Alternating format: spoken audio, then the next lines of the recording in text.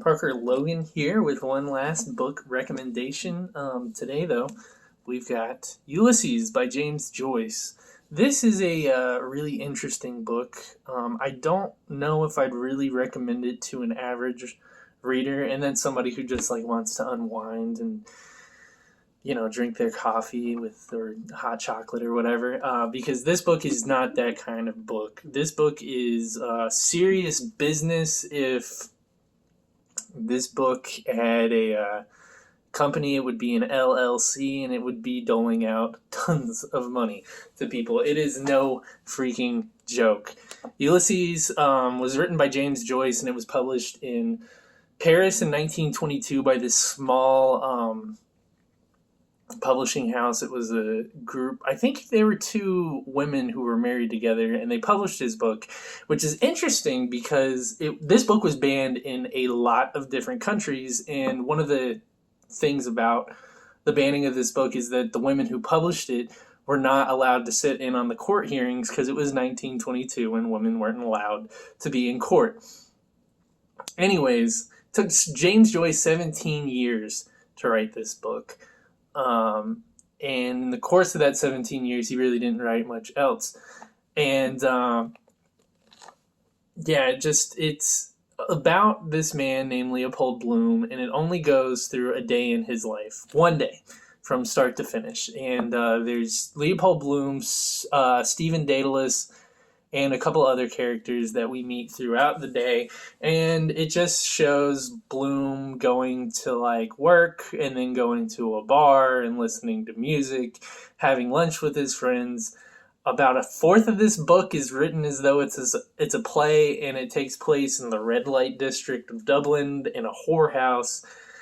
And there's talking potatoes in that scene. But one of the interesting things about this book is the way it's written. So each chapter is its own episode, and it's named after something different. One aspect of the Odyssey, which is why James Joyce called this book Ulysses, because it is modeled after the Odyssey.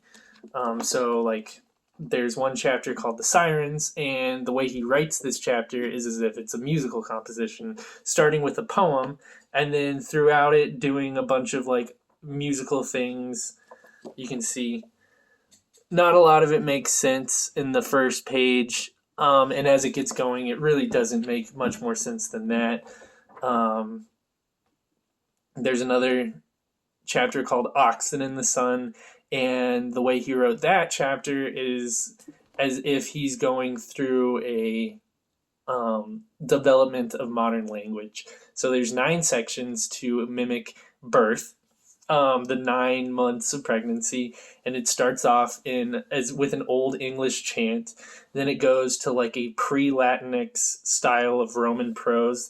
Then it goes to Latin prose, and he mimics all kinds of different writers and styles of writing throughout the English language. And there's 9 sections that he brings you through. There's also a baby being born in that chapter and people drinking a lot of wine in a hospital. So it makes sense. The last chapter is the Penelope chapter about Leopold Bloom's wife, and it is 8 sentences long over the course of about 40 pages. So he's obviously taking some creative liberties here. Much of this book is written in stream of consciousness, which is very difficult to read if you're not used to it, and it actually takes quite a long time to get used to. If you are going to read this book, I would recommend using a secondary source to take you through it. There's plenty of guidebooks that you can look up and use online. I think Columbia University has a really great annotated online edition of this, and you can scroll over and it shows who's talking and what specifically he's referencing. Because there are some paragraphs in here that you could write whole papers on, like just a couple of sentences, because that's how deep and how much attention is paid to each individual detail in this book. If you really want to torture yourself, please go ahead. This is the Gabler edition, which is what everybody uses, apparently, if they want to study this. But there's plenty of other ones. This is not the original version. This one was put out in 1986 by what's his name? Hans Walter Gabler. Yeah, Hans Walter Gabler. And anyways, Ulysses by James Joyce. Read it, don't read it. I hate the book, but there's something about it that just makes me want to talk about it so much.